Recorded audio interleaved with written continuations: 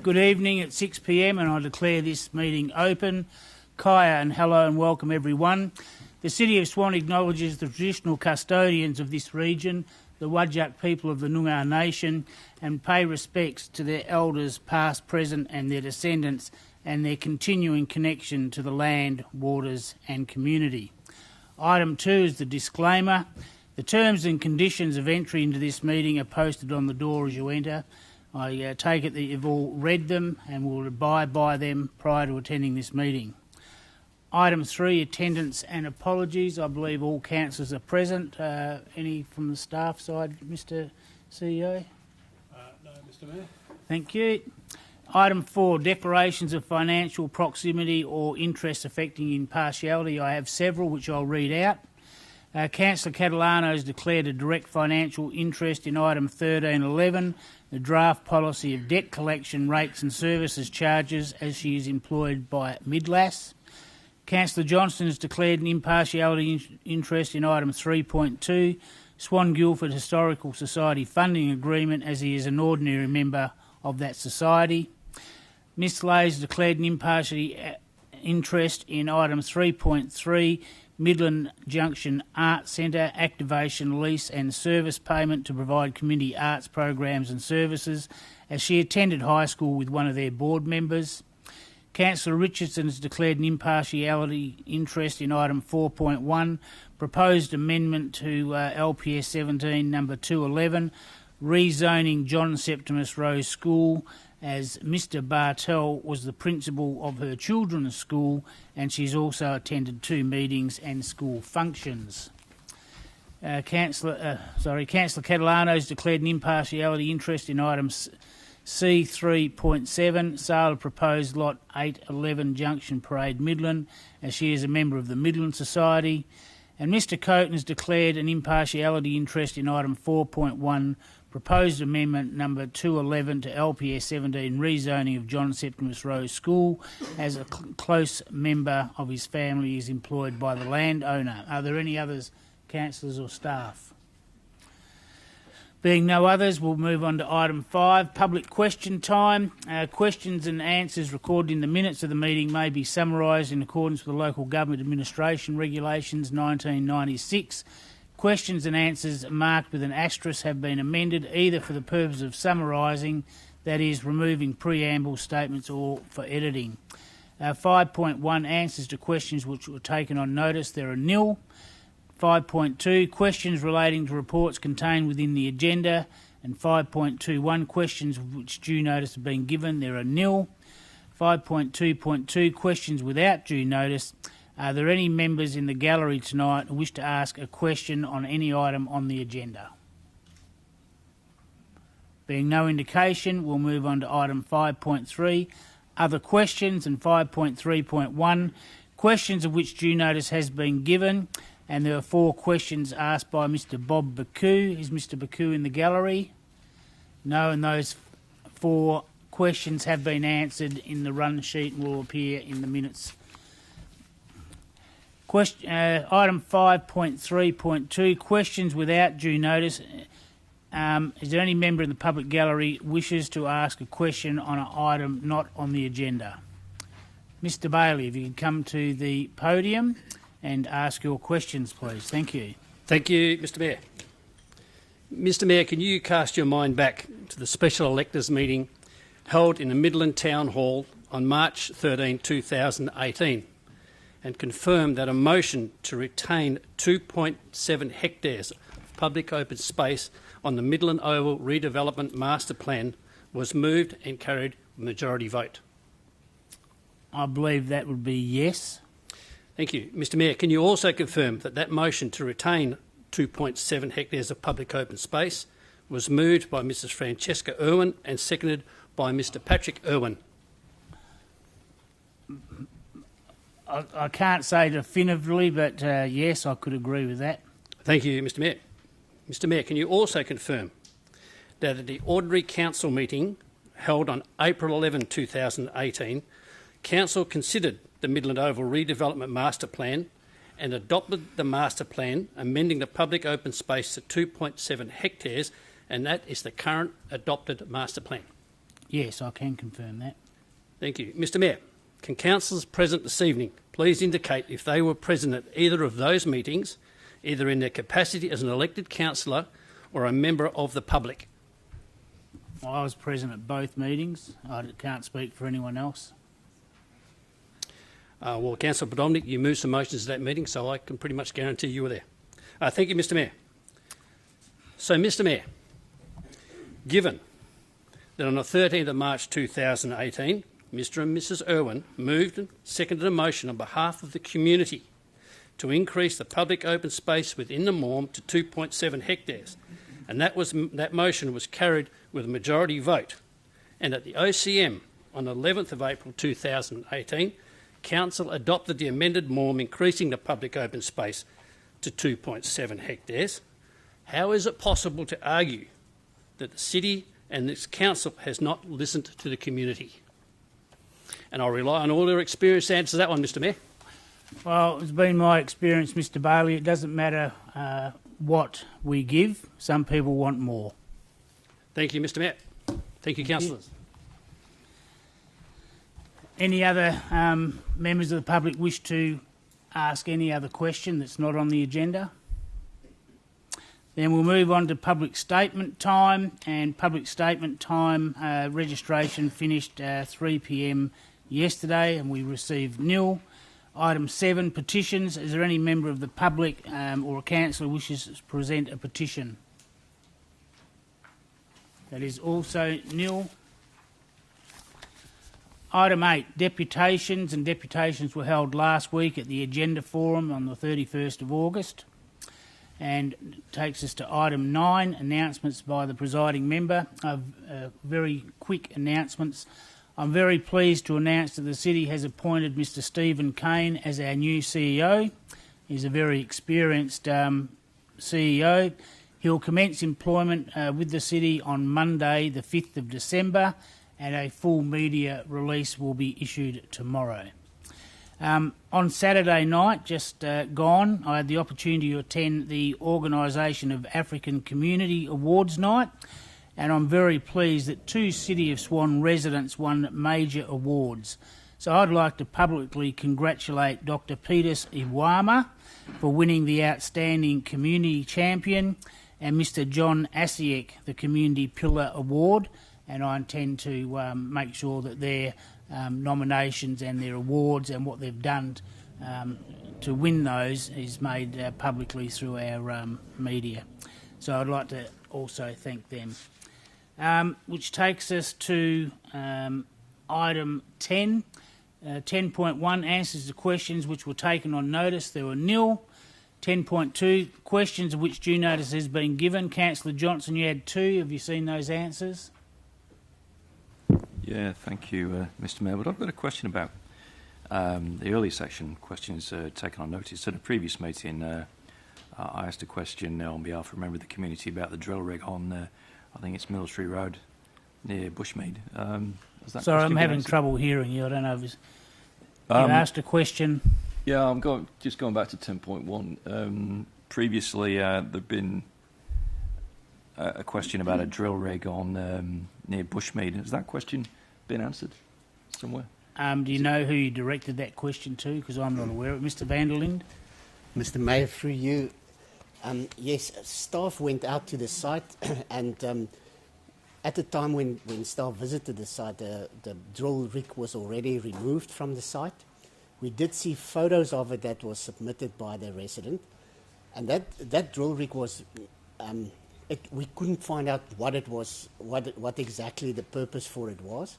That area is a structure plan area, and they are proposing some future development there. So we presume that it's been drilling for water quality tests, but it's been removed and there's no development happening there at the moment. Thank you. Thank you.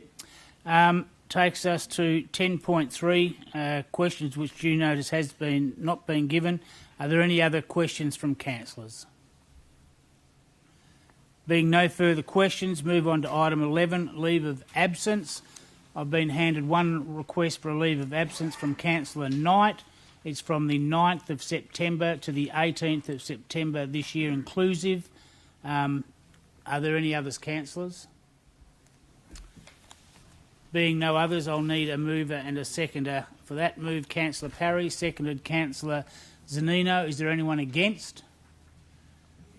Being no one against, I declare that leave approved.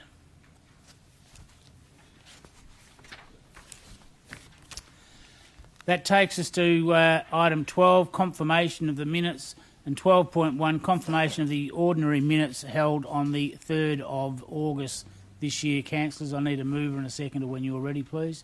Move Councillor Parry. I need a seconder. Councillor Jones. Is there anyone against? Being no one against, I declare that carried. And 12.2, confirmation of the minutes of the special meeting held on the 29th of August 2022. I need a mover and a seconder, councillors. Once again, move Councillor Parry. I need a seconder. Councillor Zanino, thank you. Is there anyone against? Being no one against, I declare that carried. Which takes us to suspension of meeting procedures, local law. Councillor Parry. Thank you, Mr Mayor. I move that the Council resolves to 1, in accordance with Part 11 of the Meeting Procedures Local Law 2019, suspend Clause 6.6 duration of speeches for the duration of the ordinary council meeting of 7th of September 2022, including any adjourned and reconvened meeting. 2, note that where a provision of local law has been suspended, the presiding member is to decide questions relating to the conduct of the meeting. The reasons for this motion are 1, to allow the presiding member for discretion for the duration of the ordinary council meeting of the 7th of September 2022 to determine the length of speeches during debate. 2, the council needs to take reasonable steps to ensure that it completes the business on the September 22 agenda. 3, suspension of this clause of the Meeting Procedures Local Law 2019 will allow the presiding member the discretion to limit the length of speeches during debate as he considers appropriate. Thank you. Do I have a seconder? I have a question. Question, Councillor Prodovnik. If this is carried, how long would we be able to speak for? Okay, I was hoping to get a seconder before I address that question, but as has happened previously in the last 7 or 8 months, all speakers will be limited to 3 minutes. That includes the mover, all other speakers, including the right of reply. Does that answer your question? Thank you. I need a seconder. Seconded, Councillor Congdon. Is there anyone against? Do you wish to debate it? I'll just clarify. Is the procedural motion says no debate? There is no debate. Thank you. It's a procedural motion, Councillor Johnson. So I'll put the motion. Those in favour of Councillor Jones, Councillor Bowman, Councillor Congdon, myself, Councillor Parry, Councillor Zanino, Councillor Henderson and Councillor McCulloch, which is 8. The motion is passed. Did you get all those names? Do you want the ones against, Minute Clerk? Is that a yes or a no? Councillor Bowman, you have a question? No, Mr Mayor, can I move another procedural motion that would bring forward item 3.1, 4.6 plus any other item that members of the gallery are here for first, please? Hang on, you'll just have to repeat them. It would bring forward 3.1, 4.6 plus any other item that the members of the gallery are here for first, please? Well, I can deal with 3.1 and 4.6, but unless I know what other... I don't know. I don't know either. Okay. Well, I know those two. 4.5. Both three, please. Oh, I'll ask you got my- a question or you second that, Councillor Johnson? I've got a question, but I'll wait until this is finished. Okay, so I've got a motion from Councillor Bowman to bring forward items 3.1, 4.6 and 4.5. Do I have a seconder? Councillor Jones. Is there anyone against? Being no one against, I declare that carried.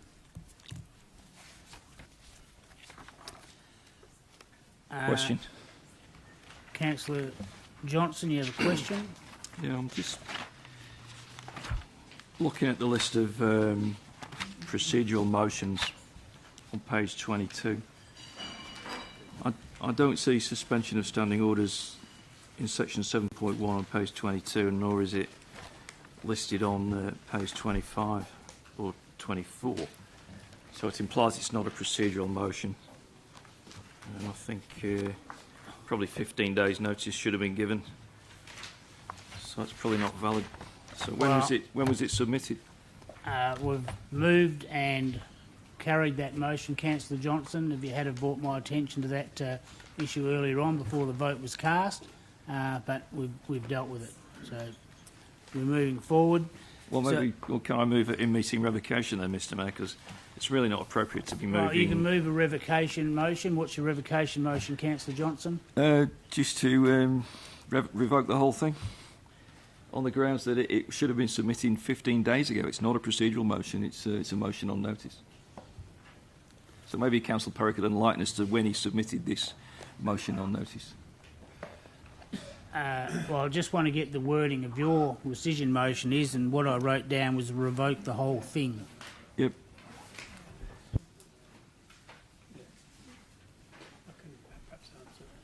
Thank you, Mr CEO. Thank you, Mr Mayor, and good evening, councillors. My understanding of what just occurred was a motion to suspend parts of the local law in accordance with clause 11.1 of the Meeting Procedures local law. The item that was dealt with as part of the procedural motion was done under another section and would be in order because there is no notice required to move a procedural motion. So that was done under 7.1. But we should have had debate. Well, I asked for clarification, Councillor. As I said a few moments ago, that motion has been moved. It's been accepted. We're moving on with the meeting. So the next item of business will be item 3.1, councillors.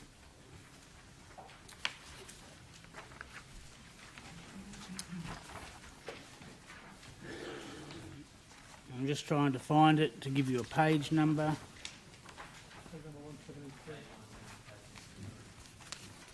It's on page 173 of your agenda. Thank you.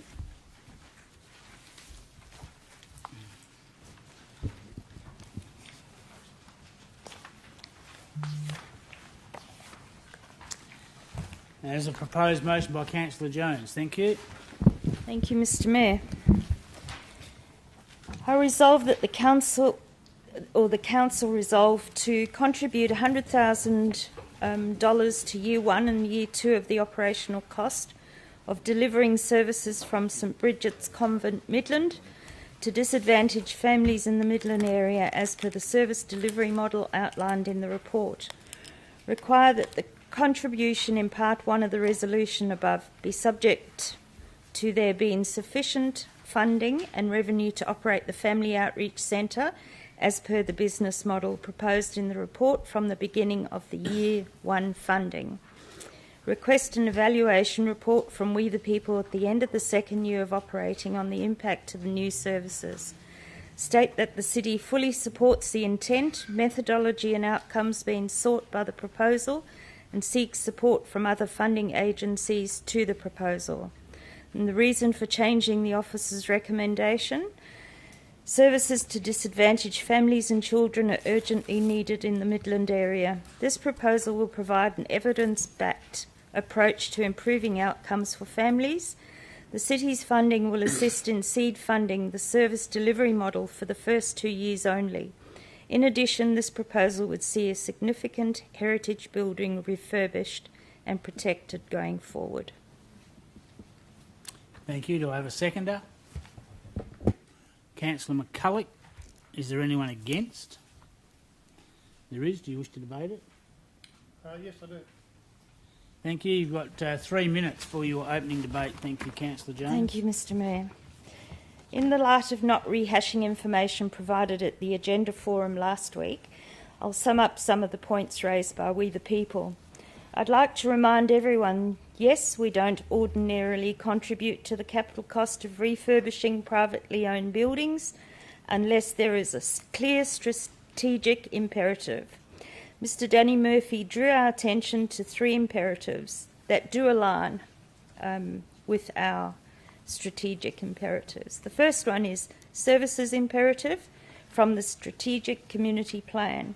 Second one is commercial imperative. We need to be behind this proposal so that we, the people, can secure grant money from other sources. And C, historic and civic imperative. This is our chance to support we, the people, in gaining funding so as to enhance this heritage building rather than having an empty building close to our Midland heart gathering dust and unsavoury behaviour. It will be turned into a place of use rather than disuse. I totally agree that the city can't constantly throw money at ventures which primarily the state government are responsible for. However, I believe this proposal and request is an opportunity for the City of Swan to be front runners in assisting we the people to secure other sources of income to ensure that the project is given a great chance to get off the ground. It's also an opportunity to make a big difference in our community without having to pay for fixing many of the problems caused by disadvantaged people who are so overwhelmed by their situation that they cannot see a way out. I can talk for ages, but seeing I only have 3 minutes, I'll save that for another opportunity. I too can talk from lived experience. Example, mums living in cars. They can't sleep at night because they're scared. You have 1 minute left. What we need to remember is that this project has attracted many highly passionate and qualified people to assist the disadvantaged people in the City of Swan. For the benefit of new councillors, there are a few details of the people involved in this project and a snapshot of what they have already proved they can achieve. Example, Helen Dallard and Ron founded Hills Community Support Group in 1983. That group was initially run from Brown Park Foyer, delivering services. The group was the largest employer of staff in Mundaring and attracted many volunteers. That service is now known as RISE, with a budget of 60 million. From little things, big things grow. We the people have a very experienced, highly qualified and well-respected ward who all have a passion for helping the less fortunate. The project will be providing outreach which will give families experiencing economic Thank you, and Councillor social... Jones. That's your 3 minutes. Thank you. Councillor McCulloch is the seconder. Thank you, Mr Mayor. Councillors, we heard deputations last week in regards to this item. I think what's before us is a unique opportunity to look at how we further engage in community and how we champion these unique models that sort of snugly fit in between community at a very base level and our service providers and strategic connection to provide services for people in need on a variety of levels. We the people have mapped out a comprehensive plan that covers so many aspects of mutual benefits for our community, for disadvantaged members of our community, those that may be unseen, those that might be seen and are not loud. And it's important that we look beyond our finances with such a small amount, as Councillor Jones has mentioned, to look at the strategic imperatives that are before us with this. And Councillor Jones spoke to that, and I know that Danny Murphy spoke to that in his deputation last week. Imperatives and connections that are built into our community service plans and long-term future plans. Be great if we could continue to champion building resilience and capacity in our community. Services available at a local community level that are unique and again snugly fit into a space where there are no services in that realm. We probably don't even need to call it a service. We're calling it a sense of community connectedness, to be able to get around people and support and encourage and empower them to make decisions that better their longer-term future. You have 1 minute left, thank you. Those strategic connections that connect them to service providers that can make a specific difference in their lives and affect change for the better. Councillors, we've got an opportunity to become active participants in this project and enable it to advance. I think it's important that we show a level of support. It is such a challenging environment with limited levels of funding, even through state, which, yes, puts pressure on local government, but it opens up a whole realm of unseen possibilities for us at a local government level. It's also a core group of respected community leaders who lead the charge with this project, respected, wise, experienced, and who will take this, mobilise it and ensure great success. So I encourage you to support Councillor Jones' motion. Thank you. Speaker against the motion. Councillor Congerton, thank you. Thank you, Mr Mayor. Page 173 of the report and your agenda talks about, as part of the business case, we the people are seeking a commitment from the City of Swan to commit contributory funding to the capital costs of refurbishing the building by allocating $250,000 on 2 consecutive years. And it talks about that contribution forming part of a process to get Lotteries West to refurbish and repurpose the convent. This is completely different. This is not talking about refurbishment. It's not talking about assisting with an upgrade to the building as it requires for any operator to actually go into the building to then perform part of the outreach services. So what concerns me is that we're talking about providing $100,000 to year 1, $100,000 to year 2. Is that year 1 and 2 after the building's been refurbed? Because you can't move anyone into that building unless it is refurbed. So are we talking in years 2025, 26 or 26, 27? They're the things I'd like to understand, because it's not listed in the report when this funding is going to be released. And if they can't get the funding model to upgrade the establishment to the satisfaction of building services, then they wouldn't need the $100,000 each year, because they wouldn't be in situ.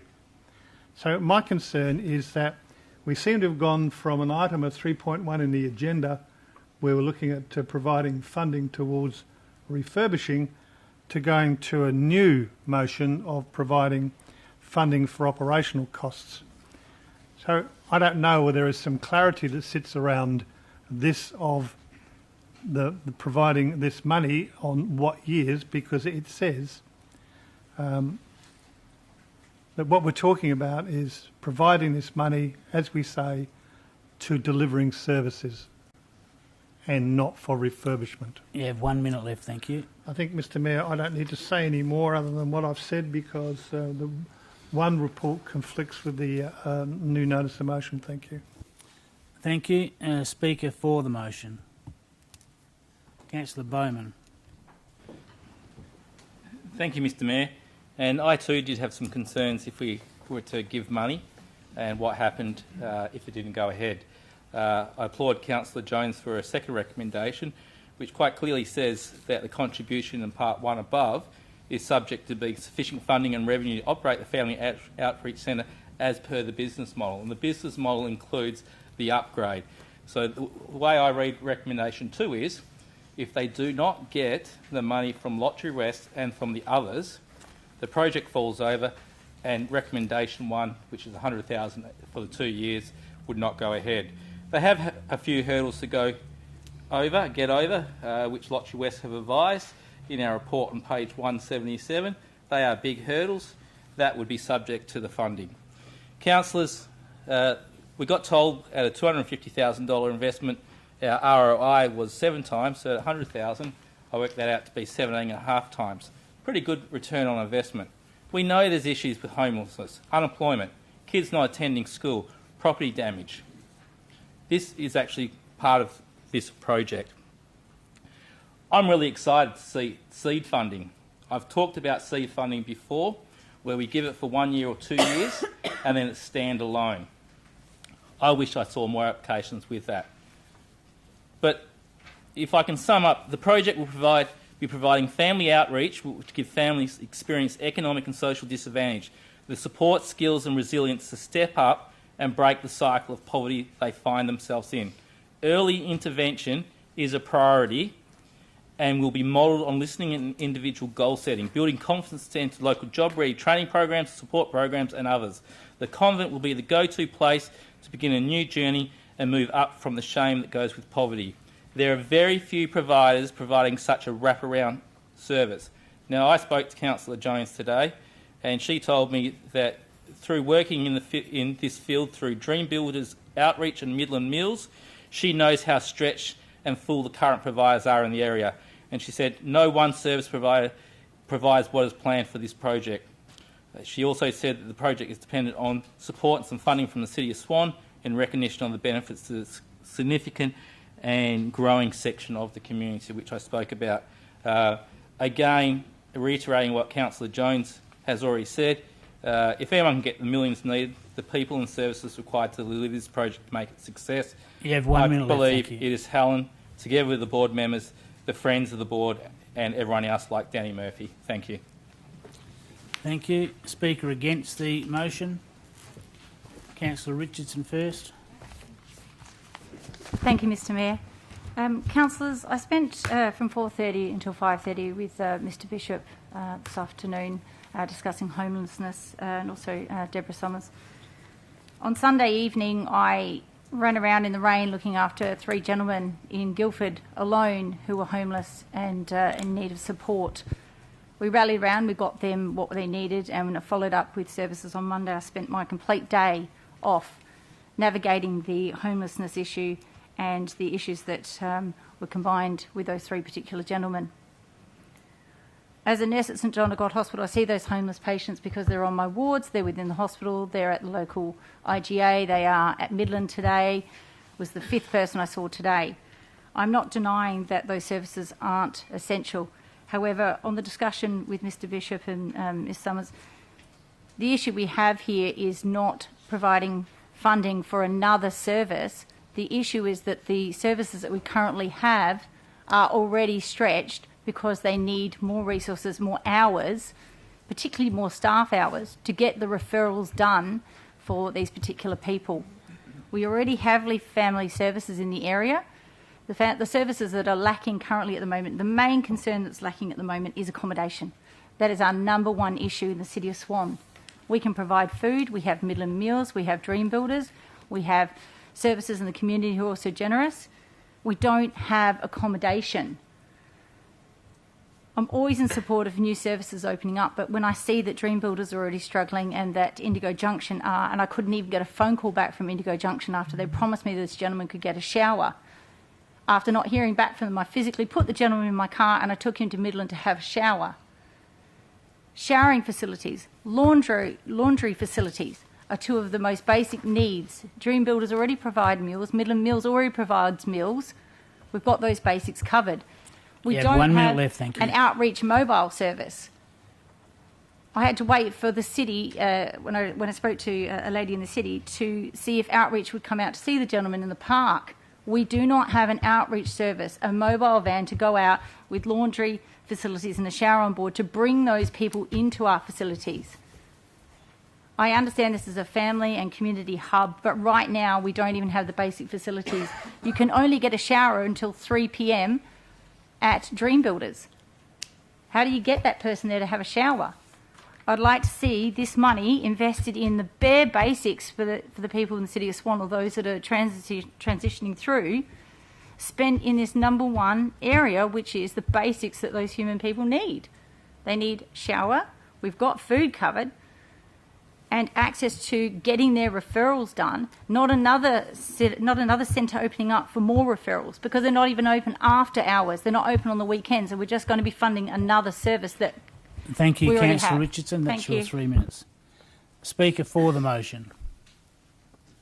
Speaker against the motion. Councillor Henderson.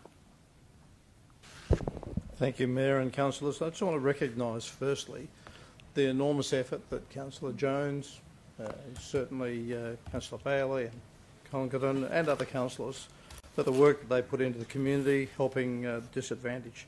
It is truly significant, and I believe all of us work to that end. But I just want to get down to the fundamentals here. First things first, we had a federal government program assisting us to supply transport for our seniors. That's been chopped. And the problem is when you have these programs and you run these programs, guess what?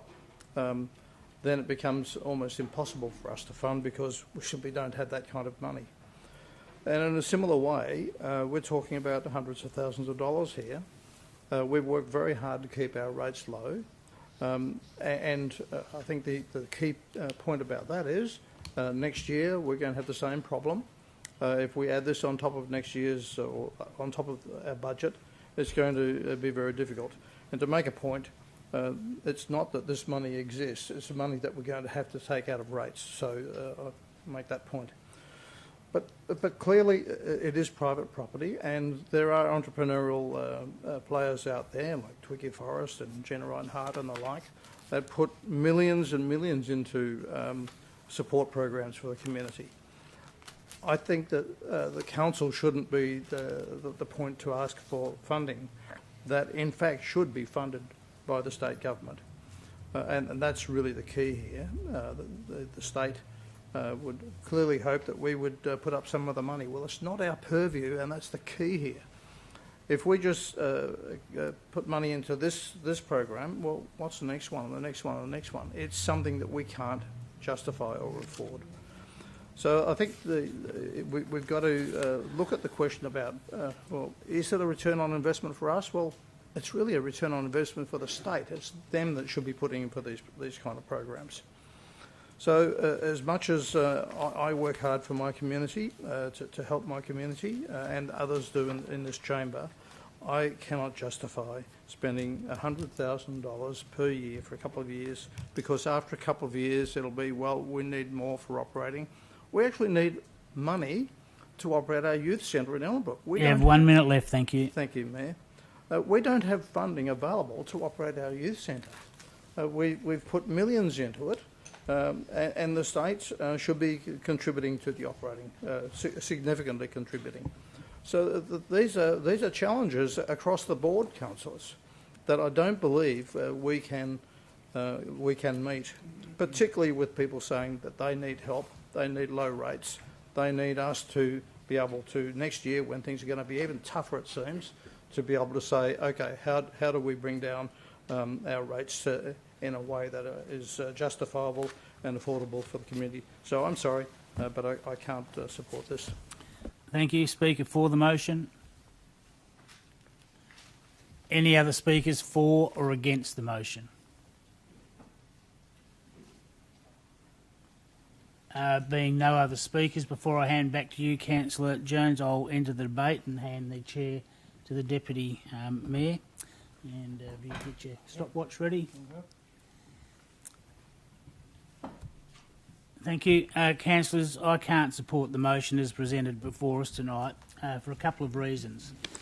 The report we were asked to read and consider talked about committing funds for capital funding and repairs to a building that is heritage listed.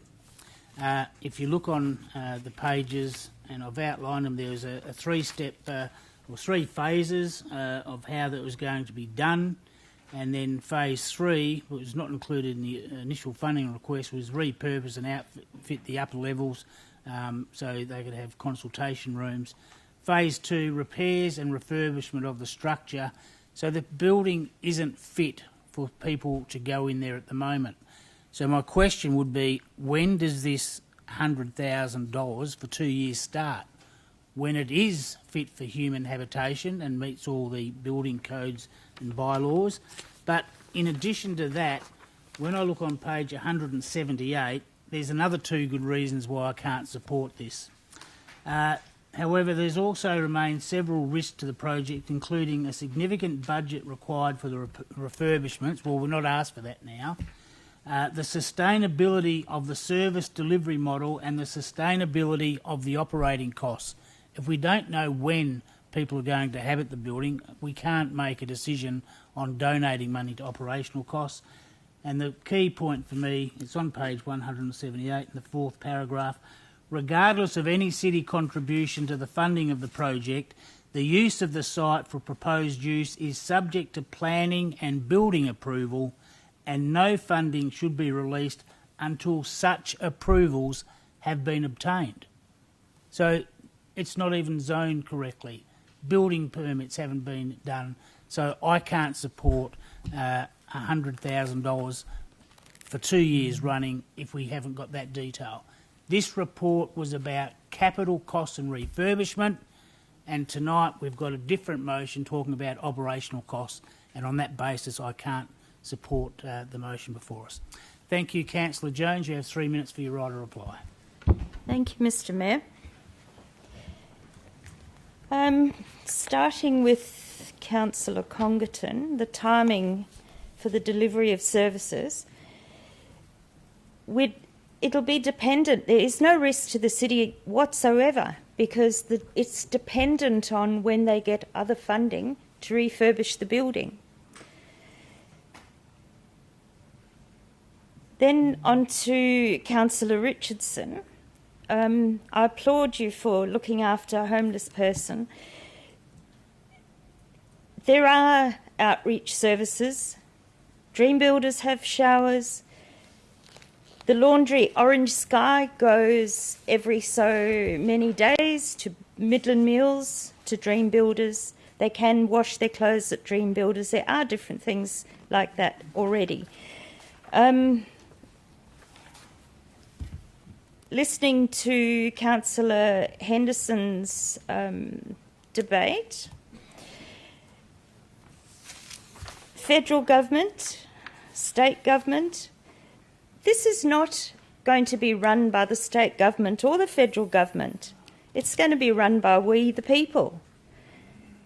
That's probably the safest way to go because most of the programs that actually start, that are funded by state, local or federal government, cease once the money runs out. We, the people, are going to run this facility. They have the right experience to do so. What are we going to...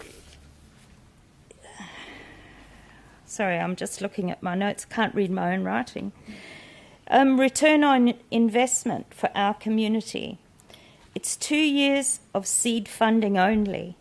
We're not going to part with that money until the building is fit for purpose and adheres to all those conditions that are in... You have 1 minute left, thank you. Thank you. I think I'll leave it there, Mr Mayor. I really think that $200,000 in total over 2 years to provide services for our at most at-risk residents. What are we trying to tell these residents? They don't matter? Thank you. Thank you. I'll now put the motion. Those in favour, please raise your hand.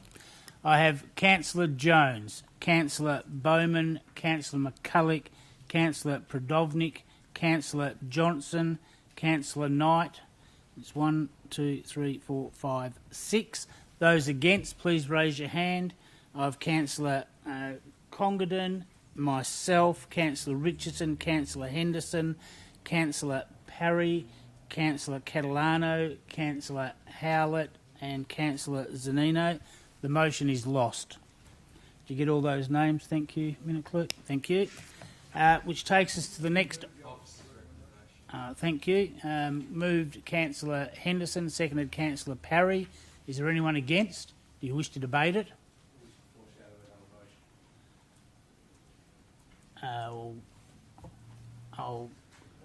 If you're going to foreshadow another motion, I don't know what that is, but I've had the officer's recommended move. So are you speaking against the officer's recommendation and you wish to debate it? Oh, you wish to debate it then. Thanks. Councillor Henderson, you're starting the debate. You have 3 minutes. And the second was Councillor Parry. Councillors, I don't believe I need to debate this further. We've covered all the points in the previous, so I think the officer's recommendation is clear. Councillor Parry is the Nothing seconder. further to add, Mr. Mayor.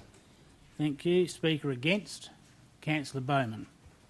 Thank you, Mr. Mayor. To speed up time, I will purely say I will be foreshadowing a motion, if this motion is lost, that we provide $250,000 in capital funding for 23-24 and 24-25. Thank you. Speaker for the motion, the officer's recommendation. Speakers against? Any other speakers for or against? Being no other speakers, you wish to exercise your right to reply, Councillor Henderson? No, I'll put it to the motion, to the vote, and we're voting on the officer's recommendation. Those in favour? I have Councillor Johnson, Councillor Catalano, Councillor Congdon, myself, Councillor Parry, Councillor Zanino, Councillor Henderson, which is 1, 2, 3, 4, 5, 6, 7. Those against? I have Councillor Jones, Councillor Bowman, Councillor Howlett, Councillor McCulloch, Councillor Richardson and Councillor Knight, which is 1, 2, 3, 4, 5, 6, 7. It is a drawn vote, and I'll cast my deciding vote the way I originally voted and vote against. So the motion is carried. Vote for the officer's recommendation. The motion is carried. Thank you. That takes us to item 4.5, Amendment for Approval of Extractive Industries in Upper Swan. It's on page 595 of your agenda, councillors. And Councillor Henderson, you have a proposed motion.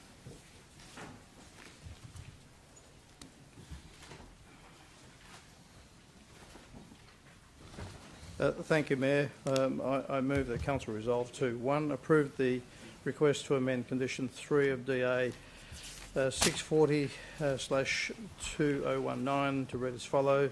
A, no more than 120,000 tonnes per annum of clay is permitted to be extracted from the site unless further approval is obtained from the City of Swan. 2, add a supplementary condition as follows. A, the applicant/owners to undertake measures to the satisfaction of the City of Swan to prevent sand blown off the existing perimeter bunding to the site becoming a nuisance to the surrounding locality. 3, all other conditions and all stamped approved plans of the previous planning approval remain valid and applicable. Advise the applicant/owners owner of the resolution of council. 5, record the reason for the officer's change of the officer's recommendation is 1, address amenity concerns with the issues of wind-blown sand as raised by the community. I'm not sure about point 2. I don't believe I said that. It says they need to further review of the current rehab plan. Oh, yes, okay. So there's a need to further review of the current rehab plan before finalising, and that may invoke a further condition. Thank you. Move Councillor Henderson. Do I have a seconder? Councillor Zanino. Is there anyone against? There is. Do you wish to debate it? Yes, sir. Thank you. You've got 3 minutes for your debate, Councillor Henderson. Thank you, Mayor and councillors. I just want to be absolutely clear about what the motion is doing, councillors, and that is that it's basically utilising an existing approval, and that's the key here, an existing approval. So if you consider the existing approval is to utilise up to 120,000 tonnes per year, they are in fact doing that, and whilst there have been objections from community, I think the key thing here is that they are. It's problematic in that we can't do anything to change the existing ministerial approval, and I wanted to cover a key point about the problems that we have with rehabilitation. I received from staff today the rehabilitation plan for the site, which was September. This is marked September 2019. And it goes on to say that rehabilitation has actually been occurring, and it's been one of the complaints from the community. And I can certainly make this available to the community after this evening. And just to make a point, it says progressive rehabilitation has already taken place, as can be seen on lots 19 Copley Road, lot 60 Hallett Gardens, and lot 62 Copley Road. So they are fulfilling their obligations, it seems, under the current ministerial requirements.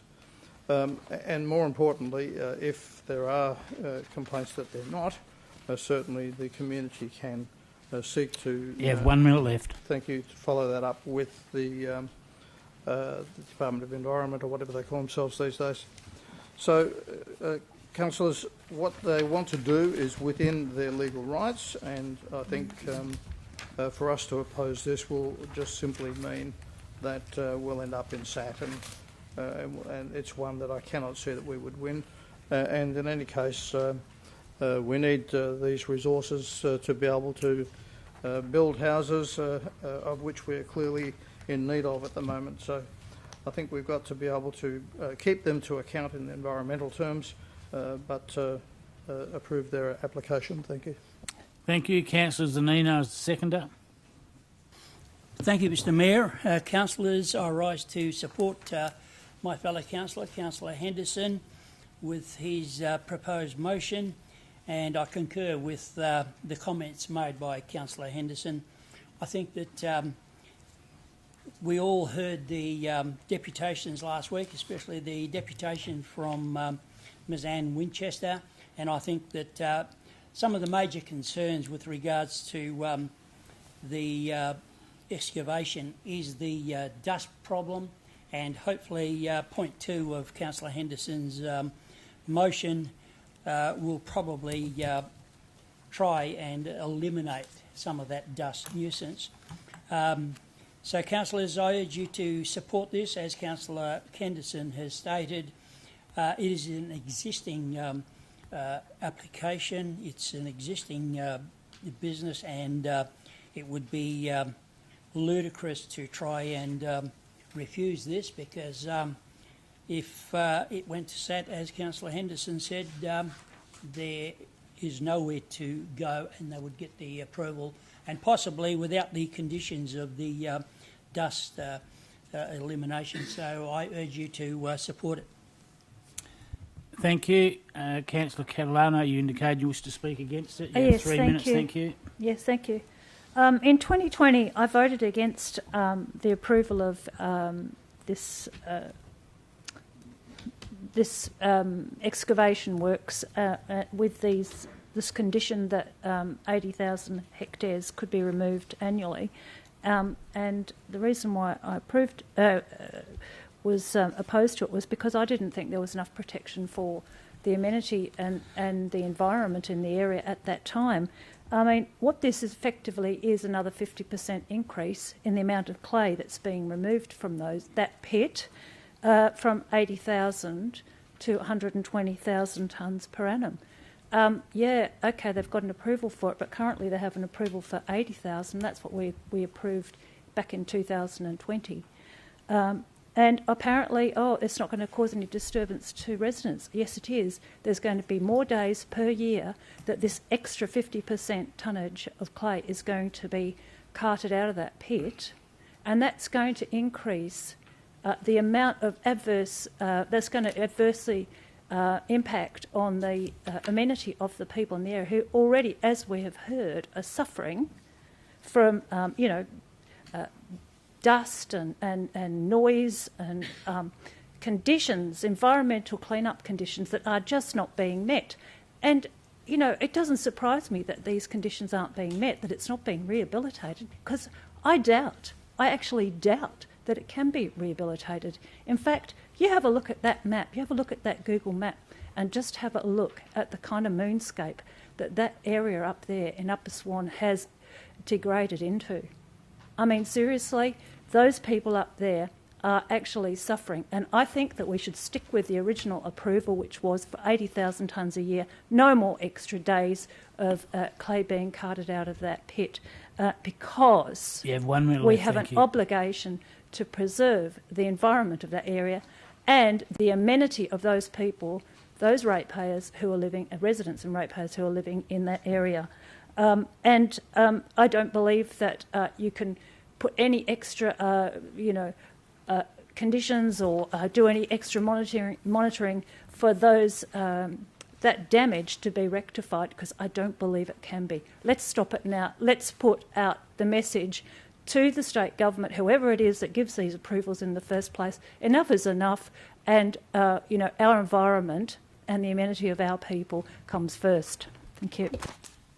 Thank you, Speaker, for the motion. Question, Councillor Bowman. Thank you, Mr Mayor. Just a couple of questions. Mr Mayor, point 2A, it talks about the sand blowing off the existing perimeter bunding. Can I get confirmation from staff that we've had complaints on that one? Because my understanding in correspondence I read, there was more other sites and this site was actually better than most? Or has there been an issue? Mr Russell.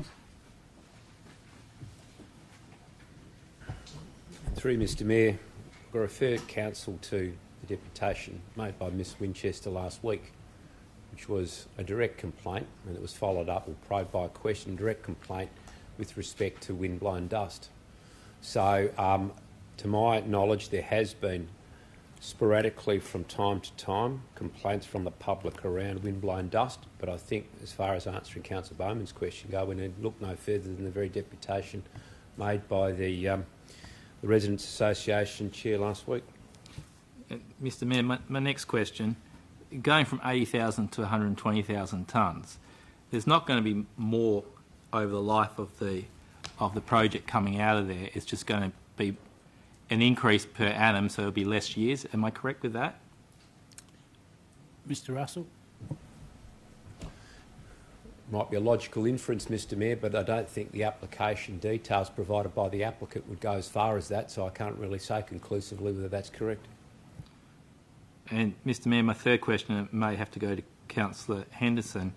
His reason for change, he talks about there needs to be a further review of the current rehabilitation plan, but I don't see a recommendation on there.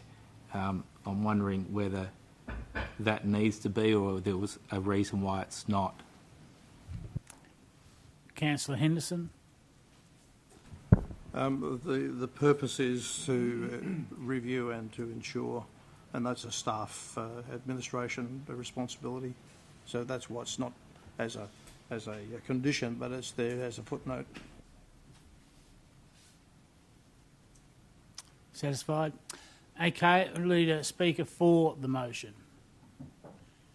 Speaker against the motion.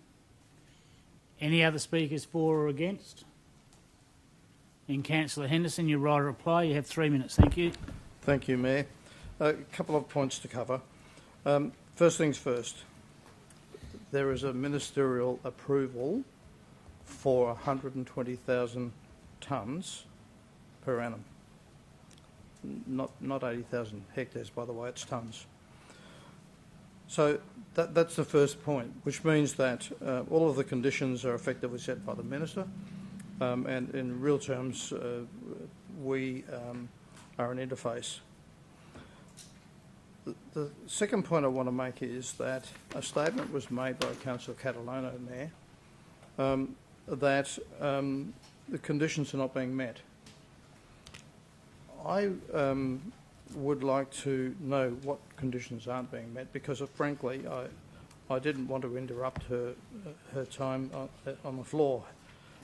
And if Councillor Catalano has some reason to say that the conditions haven't been met, I would suggest that she brings that to the staff's attention and it be reviewed. So I want to get the facts on the floor.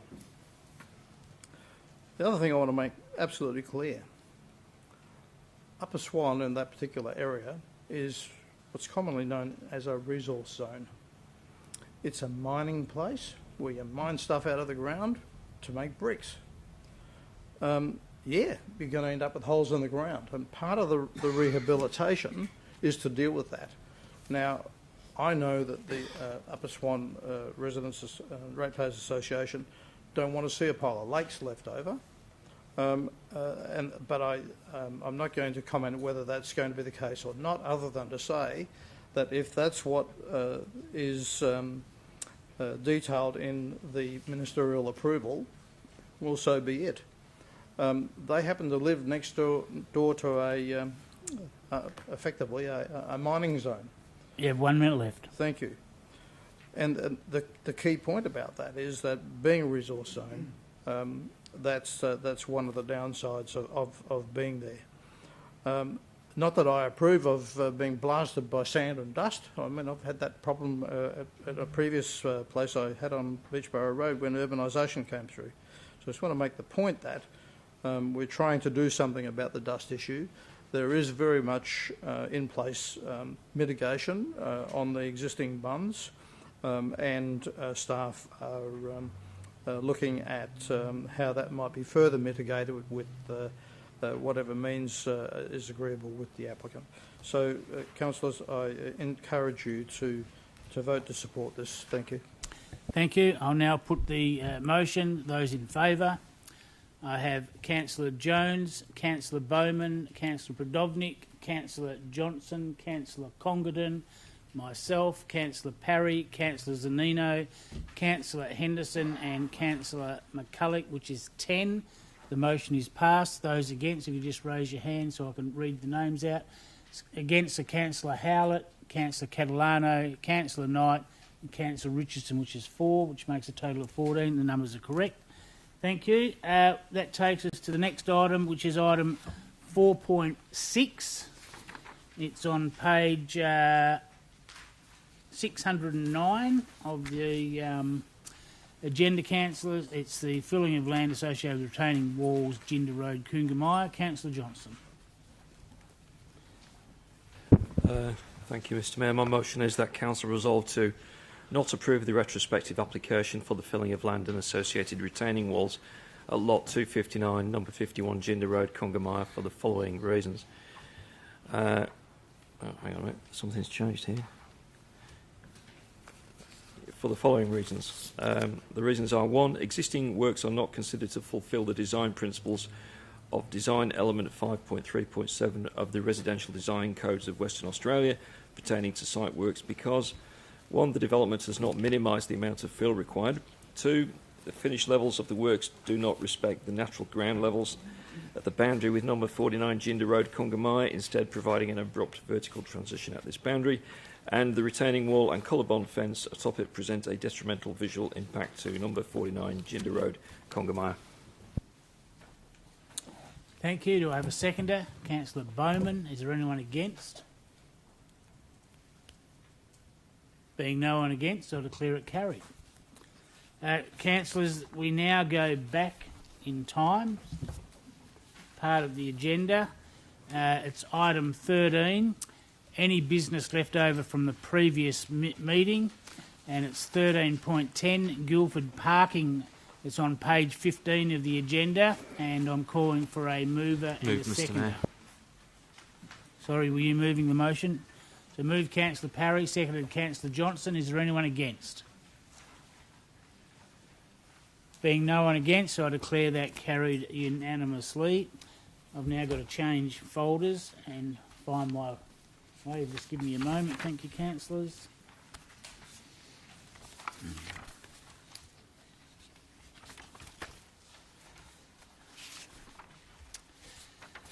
That should take us to item 13.11, draft policy, debt collection rates and services on page 31. Councillor Catalano has declared a direct financial interest and is leaving the chamber. Councillor Prodovnik, over to you. Thank you. It's your motion.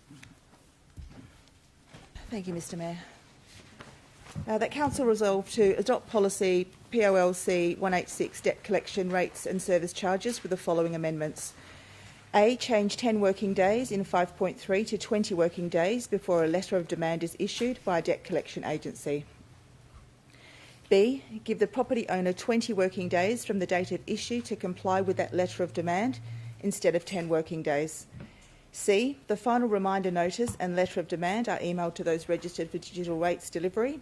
D, a link to the National Debt Helpline is added to the rates policy on the City's website.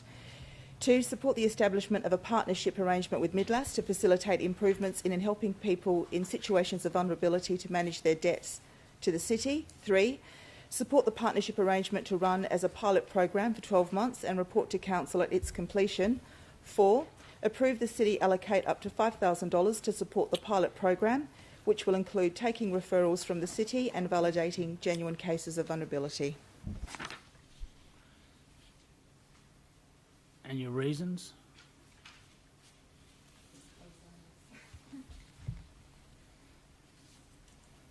Recall the reasons for changing the officer's recommendation is that people are rarely able to see a financial counsellor straight away.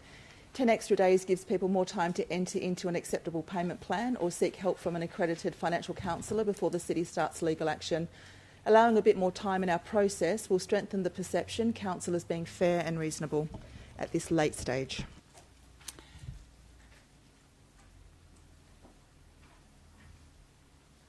Okay, I've got something different in mind, but do I have a seconder? Councillor Johnson, is there anyone against? You wish to debate it? No. Thank you. We'll go straight to the vote. There's no debate. Those in favour?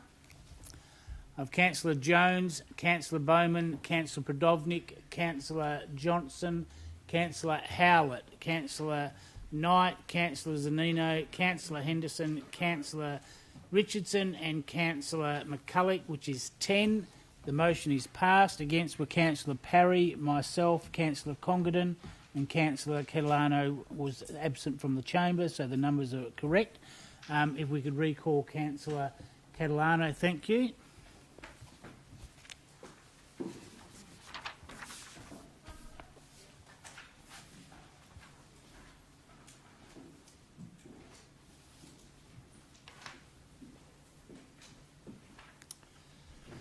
Thank you. We're now moving to item 13.12, Policy Review Election Caretaker Provisions on page 42 of your agenda, councillors. Councillor Bowman, you have an alternative motion. Thank you, Mr Mayor. I move that Council resolves to 1. Adopt the revised policy POLC 169, Election Caretaker Provisions with the following amendment. 1. Delete clause 4.1a subsection 4. The CEO has discretion to waive the implementation of particular clauses of this policy in the event of extraordinary election, if considers appropriate for the good governance of the community. And 2, place clause 4.1a subsection 4 with the following wording.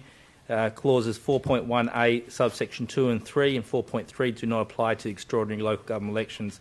The reason for the change, Mr Mayor, is the officer's recommendation is that the Business Council should not be interrupted or be required to be deferred due to extraordinary election. Thank you. Do I have a seconder? Councillor Howlett. Is there anyone against? I'm against, but I don't wish to debate it. I'll ask again, is there anyone against? I'll put it straight to the vote. Those in favour, please raise your hand. I have Councillor Jones, Councillor Bowman, Councillor Prodovnik, Councillor Johnson, Councillor Howlett, Councillor Catalano, Councillor Congdon, Councillors Parry, Councillors Knight, Zanino, Henderson, Richardson and 2 against, being myself and Councillor McCulloch. The motion is passed. 12-2. Takes us to the next item.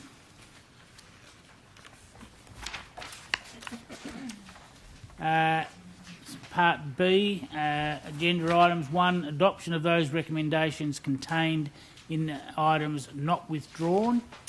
For the benefit of members observing the meeting, the Council uses an en bloc method of decision making. This means agenda items where Council supports the officer's recommendation are not debated separately. One vote is taken on all of the items and the officer's recommendation is therefore the decision of Council. The following items have not been withdrawn for individual consideration and will be dealt with via en bloc vote. Therefore, the officer's recommendation will be the decision of council. And in Part B, it's item 2.1, asset management, item 2.4, policy review, friendship agreements and relationships, 2.5, policy review, public open space and community buildings, 2.6, policy review, graffiti management, 3.2, Swan Guildford Historical Funding Agreement, 3.3, Midland Junction Arts Centre activation, lease, service and payment, provide community arts and services. 4.1, proposed amendment to 211 local planning scheme, which is John Septimus Road, Anglican School, Beachborough. 4.4, the RA report on mixed commercial gym, showrooms, fast food in the Promenade, Allenbrook. 4.7, carport in Fringe Lily Crescent, Allenbrook. 4.8, statutory planning decisions under delegated authority. 5.1, response to petition, Hadrill Road and Cambersick Road intersection, Herne Hill. 5.3, proposed dedication of land as road portion in Lot 2, Adelaide Street, Hazelmere. Item 5.4, Hazelmere specified area rate upgrade works. 6.1, annual investment strategy and portfolio review. 6.2, list of accounts paid for July 2022. 6.3, financial management report for the period ending 31 July 2022. 6.4, change in basis of valuation. 7.1, amendment to terms and reference audit committee. And in Part C, the confidential folder, item C 3.3, acquisition agreement of part of Talbot Road, Hazelmere. Item C 3.4, acquisition by agreement, portion of Henley Street, Henley Brook. And 3.6, Midland Public Library roof replacement and pop-up library lease. You're moving, they'd be on block. Councillor McCulloch, seconded Councillor Parry. Is there anyone against? Then no one is against. That is carried unanimously. And just for those people in the gallery and those watching at home, all those items have been carried by the council as per the officer's recommendation. We now move to reports from Part B and C, which have been withdrawn for debate in accordance with the meeting procedures local law 2019 and will be dealt with individually by council. And that is items 2.2, draft policy priority list, item 2.3, policy review public art, item 2.7, policy review investment of surplus funds. We've dealt with item 3.1, we the people.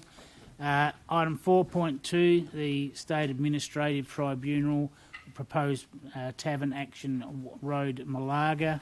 Item 4.3, the RA report of two-storey mixed commercial developments, the Promenade and Allenbrook. Item 4.5 has been dealt with. Item 4.6 has been dealt with. Item 5.2, Allenbrook Secondary College Oval. Item 7.2, extraordinary election in the Eltone Ward. And in Part C's, I'll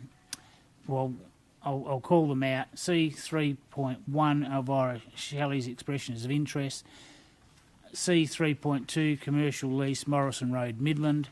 C 3.5, acquisition by agreement, part of a strata lot in the Crescent, Midland. And C 3.7, sale proposed lot 811 Junction Parade in Midland. Mr Mayor, I wish to move a motion that we deal with items 4 after consultation with staff in priority of urgency. I wish to move 4.2, 7.2. Then after the break, I propose that we do C 3.2, then C 3.7. I can't write as fast as you're speaking, Councillor. Sorry. So 4.2. Just a question. What sort of motion is this? Isn't this the same motion that we dealt with previously to move forward other priorities, Councillor? I'm just doing it through staff recommendation. That's all. They said these need to be dealt by the end of the night. That's all I'm trying to do. If you can just put them out in the order you said earlier, because I didn't have enough time to write them down. I've got 4.2. 4.2. Yes. 7.2. Yes. C 3.2. C 3.7. And C 3.1 in that order, as advised by staff. Mr Mayor, can we follow the proper procedure to do this? Well, we can't have Councillor Parry just coming up with motions like well, this. Sorry, Councillor Johnson. We did it earlier on to bring forward items for people waiting in the public gallery. I've changed the order of proceeding. That was a council resolution, so if I get a seconder, I'll put it to the council and the council can decide. So the motion from Councillor Parry is to amend the order of agenda items to item 4.2, 7.2, then go behind closed doors for confidential items C3.2, C3.7 and C3.1. And my understanding is that some of those items must be dealt with tonight, particularly 7.2 and one of the other confidential items. So he's moving, requesting that we deal with them now before we get to the break, and then we'll deal with all other items as we come to them. So I've got a mover. Do I have a seconder? Just a question. Do we not need to suspend standing orders in order to change the sequence of the agenda? That's my understanding. No. No, I understand. No, I've got a motion. It's moved by Councillor Parry. It's seconded by Councillor Zanino. Is there anyone against? Being no one against, I declare that carried. So the order of proceedings, councillors, and it's just as confusing for me sometimes, Councillor Johnson, but nobody spoke against it or voted against it. We're now moving to item 4.2. Thank you, Mr Mayor. Just let me... So that's the State Administrative Tribunal request. It's on page, and it doesn't give me a page. Let me find it somewhere else. 223, page 21 of the run sheet.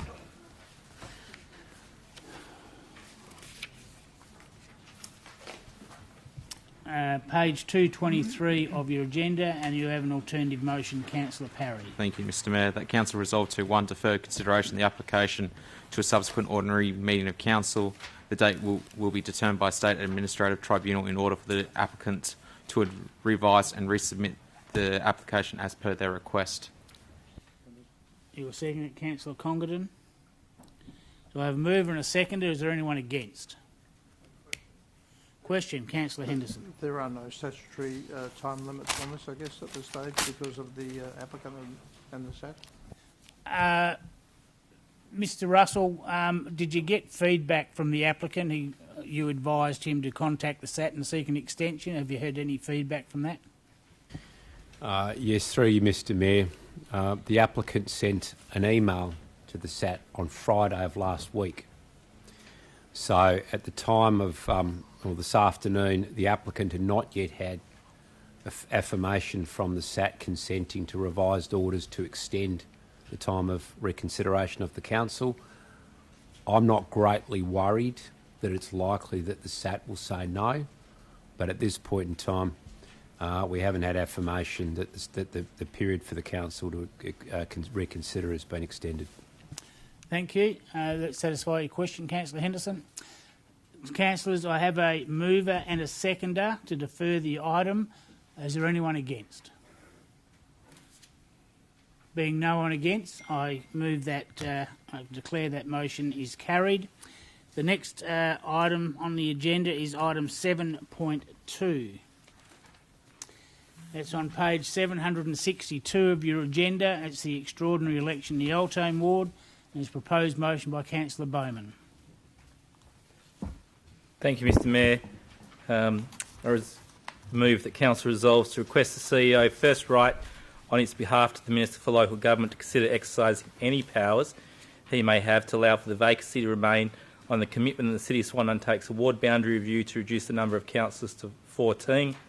Set the date for the 2022 City of Swan extraordinary local government election for the Eltone ward for Friday the 9th of December, as is for the rest, Mr Mayor, and my reason is the proposed change to the legislation will require the City of Swan to reduce the number of councillors to 14. If there's any power that allows the Minister to approve for the vacancy to remain, the City should seek this to save $66,000 of unbudgeted ratepayers' funds. And 2, the change from the 2nd of December to the 9th of December allows 1 week for the CEO to communicate with the Minister on this matter. Thank you. Before I call for a seconder, I just wish to confirm either through our governance officer or through the CEO. I've read the CEO's statement, and if you haven't read it, councillors, it said the Act is very clear. The vacancy must be filled and a minister does not have the power to make a decision in contravention to legislation, so the minister cannot do this. So I'm just seeking whether I even call for a seconder. In my view, the motion is ultra vires and can't be entertained. Any other comment, Mr. CEO or Governance Officer? Through the chair, the motion is simply asking for a letter to be written to the minister. I don't see that is ultra vires. I suspect the answer will be consistent with what has been contained in the CEO's comment. I'll be saying the writing the letter. It's for you to write the letter, not for me to write the letter. So if you're saying that there's no issue with the writing of a letter, I'll call for a seconder. Seconded, Councillor Jones. Is there anyone against? Do you wish to debate it? Yep. Thank you. You have 3 minutes for your debate. Thank you, Councillor Bowman. Thank you, Mr. Mayor. Councillors, the resignation of councillor has cost the City of Ratepayers, or is going to cost the City of Ratepayers $66,000. Imagine how this money could have been better spent. Councillors, the Local Government Act as written is very clear in that we can't hold this vacancy open. And I've been advised that the staff spoke to the WAC staff about this. Yes, I agree the City of Wanneroo tried a few different things with their mayoral vacancy, but did not get a favourable outcome. However, it is my understanding that it's the Minister for Local Government that is ultimately responsible for the Local Government Act, not the WAC staff, and it's the same Minister that is wanting councils... Should I stop and wait? And please continue. Well, my understanding is immediate procedure local laws, we're in our seats the whole time. Well, I'm not sure why Councillor Congdon has left his seat, and if you could... I don't know, my document isn't current like yours or like yours, and I'm seeking a current document. I'm happy to stop so he gets it. Okay, I'll stop the clock.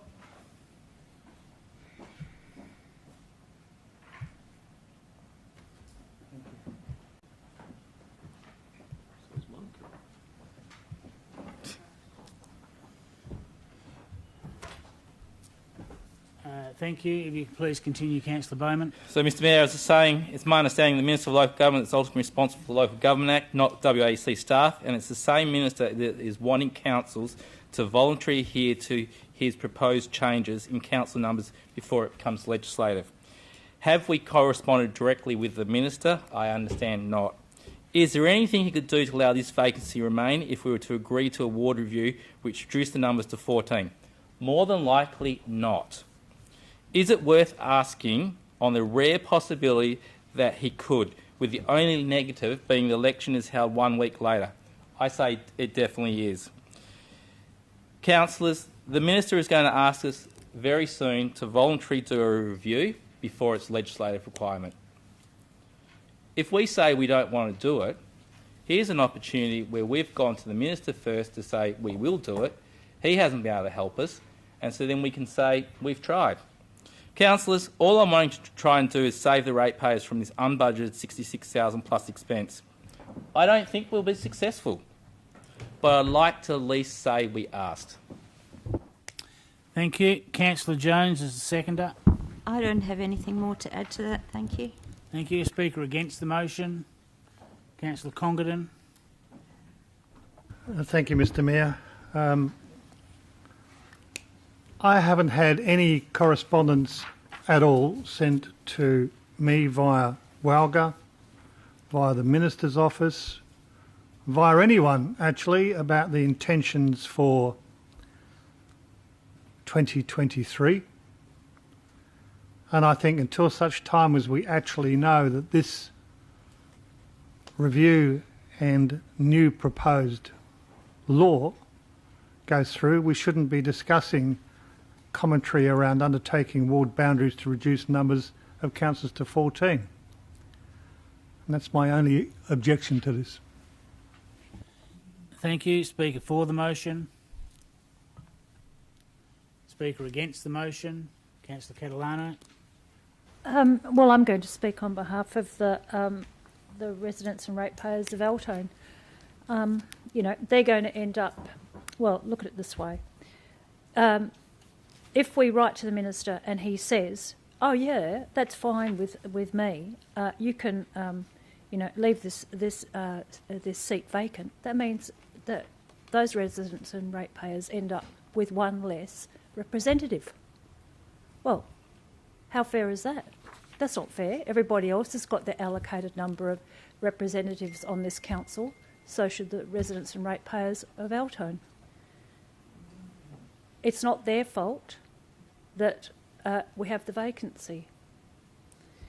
That cost should be borne by all ratepayers and residents across the council or across the city, just as is proposed.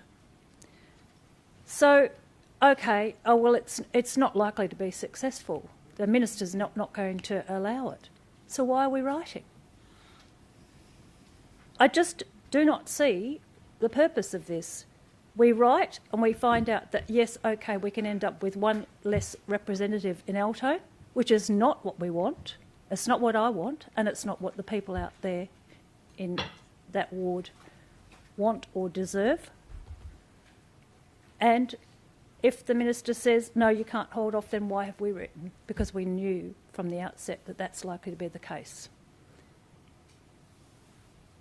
We don't know, and it's unlikely, I think, given that 2023 is almost upon us, that at the next elections we're going to have these reforms. We know how long they took to get to become practical reality. The last lot of reforms that we had with the meetings and procedure and what have you.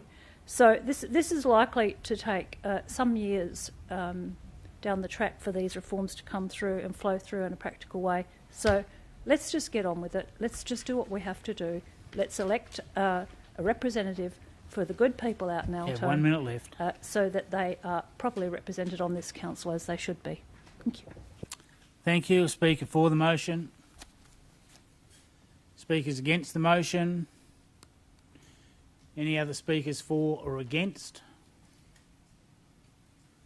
No other speakers. You have 3 minutes for your right of reply. Thanks, Councillor Bowman. Thank you, Mr Mayor. Altone will not be without proper representation. Councillors, the Act's quite clear. We represent everybody in the City of Swan. The only thing that's different is wards actually elect us. If we did actually do a ward boundary review, there would need to be a review across the whole city, because it's quite clear that you've got to be within the 10% plus or minus. So we're not just going, if we even got approval, we wouldn't just go and take one councillor out of the Altone ward. We'd have to amend all the wards. Why? Well, why do we buy a lotto ticket when the chances are over 40 million to 1? Again, let's ask the minister. There is that slight chance.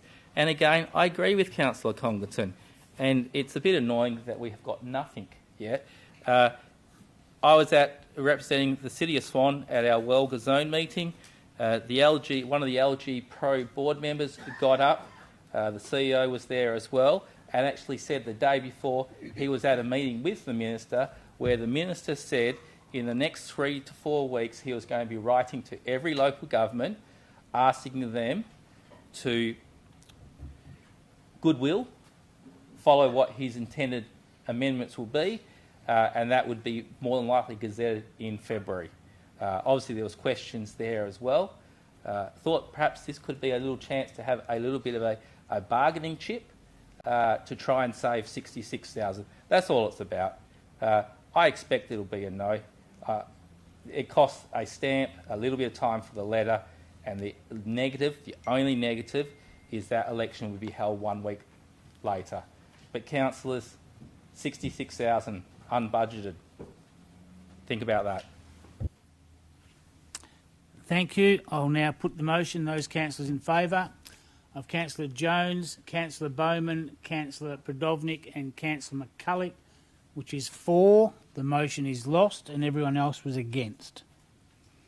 Takes us to the next motion. Councillor Parry, it's on page 28 of the run sheet. Thank you, Mr Mayor. I wish to make a slight amendment to point 1 as well.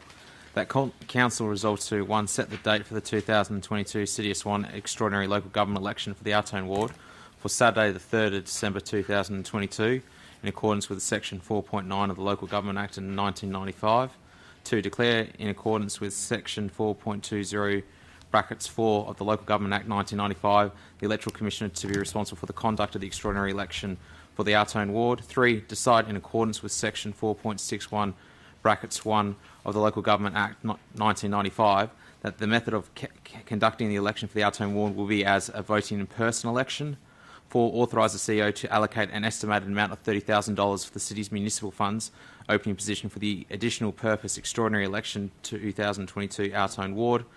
5. Appoint a councillor member to vacant committee positions at the first ordinary council meeting after election of the successful candidate. 6. Record the reasons for changing the officer's recommendation are that 1. An in-person election will cost less than a postal election, and this is an unbudgeted item. The City of Swan should be looking at the lowest cost option available. 2. The change of date to the 3rd of December 2022 is to maximise the period which the extraordinary election can be held. Thank you. Do I have a seconder? Councillor Congdon. Is there anyone against? You wish to debate it? Thank you. You have 3 minutes to open your debate, Councillor Parry. I won't need that long, Mr Mayor. I just wish to note that this is probably the cheapest option we can do an election for these days, and I believe it's worthwhile to try and save as much money as we can for the community, as raised by Councillor Bowman in the previous debate. Thank you very much. Thank you. Councillor Congdon is the seconder. I concur with the mover. Thank you, Mr Mayor. Thank you. Speakers against, Councillor Johnson. Yeah, thanks, Mr Mayor. Look, the idea's got a lot of merit, and initially reading it through, I thought, well, that would be an interesting experiment. So it's worth thinking about. It does save money, and I think we need to try different things. But there's a few concerns I've got with it. First of all, as I understand it, the plan is to set the date for a Friday. I don't think a Friday is a good idea. Point of order, Mr Mayor. I changed that to Saturday the 3rd. I think you'll find the 3rd of December is a Saturday. All right, okay. Sorry, I didn't realise that. I was just reading what's in front of me here. And then, if I look down the rest of the CEO statement, it appears to indicate it's just about impossible to do this. It would place a significant burden on the CEO and staff to do something like this at such short notice. So, councillors, I think that we're better off going with the true and tried and tested postal vote system until such a time as we determine there's a different way of doing it that could be effective. So I can't support this. Thank you. Thank you. You have a question, Councillor Bowman, or you wish to speak? For or against? Thank you. You have 3 minutes when you're ready. Thank you, Mr Mayor. For those who know my background, I used to be the manager of local government elections at the West Australian Electoral Commission, so perhaps know a little bit more. Councillors, a voting in person election can be done by the CEO or by the Electoral Commission. Councillor Parry's motion quite clearly says it's going to be the Electoral Commission, and one of the great things of having the Electoral Commission do the election is no one at the City of Swan is actually involved, and that's probably one of the best things. It saves money. One of the issues I had before, saving money. There's a $36,000 saving there. I have checked those figures that Councillor Parry has quoted there as well, and was advised it will only be roughly $30,000. Not common for local governments to go back to voting in person. Postal is the way. It's been going that way for quite a while. However, there are a couple of local governments that have recently decided to go postal for their extraordinary. Shire of Serpentine Jarrahdale, where they had someone that was a little bit naughty and got caught taking envelopes out of mailboxes, and that person was a candidate in this ward at the last election. So perhaps there's another good reason why we would go that way.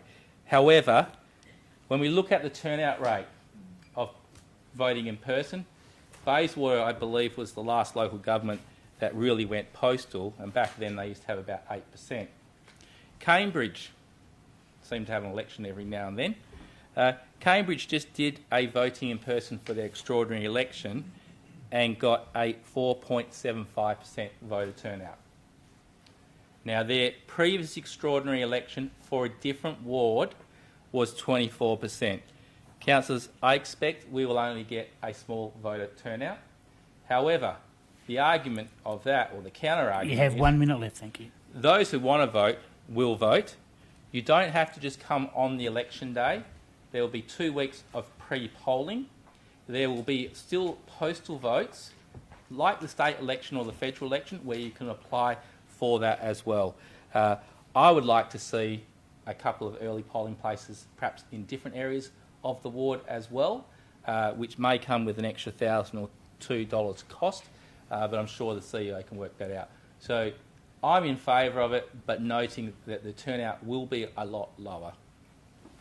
Thank you, Councillor Bowman. Speaker against the motion, Councillor Prodovnik. Yeah, look, I just want to make the point that it's really nothing like a state or federal election because it's not compulsory, and what we're really doing now is risking an opportunity to have that voter turnout. It's going to be drastically reduced, I'm sure. People don't really understand what local government does. They don't know who their candidates are. People literally are reliant on a photograph, 150 words, and they're going to make a decision because it's on their kitchen bench. To expect people to actually go on a Saturday morning and vote for people they don't have to vote for, people they don't know, who don't have the big electoral campaigns that the state and federal governments have, is unreasonable. I don't think we're going to get a good voter turnout. I think we can afford to do a postal vote. I would urge this council, for the sake of getting a decent voter turnout, to just do what we normally do. Otherwise, it's going to be a small representation. People will forget, people won't care, people won't know. It's not a good outcome for us, I don't believe. Thank you. Speaker for the motion. Any other speakers for or against? Councillor Catalano. So I just want to also oppose it because I think it's just too confusing. It's always confusing. Election time is always confusing anyway as to, where we're going to be voting and where we're not going. But now we've also got this extra confusion as to, are we voting by post? Are we going to get it in the post? Oh, we had it in the post last time. No, we've got to go. It's like it's just too confusing. And then the next time round we go back to postal voting again. Once again, let's just be fair on those voters in that ward. Let's just give them what everybody else gets. It's not their fault that they've now got to vote again and that's got to happen, but it's what happens, and we always have to put aside for that.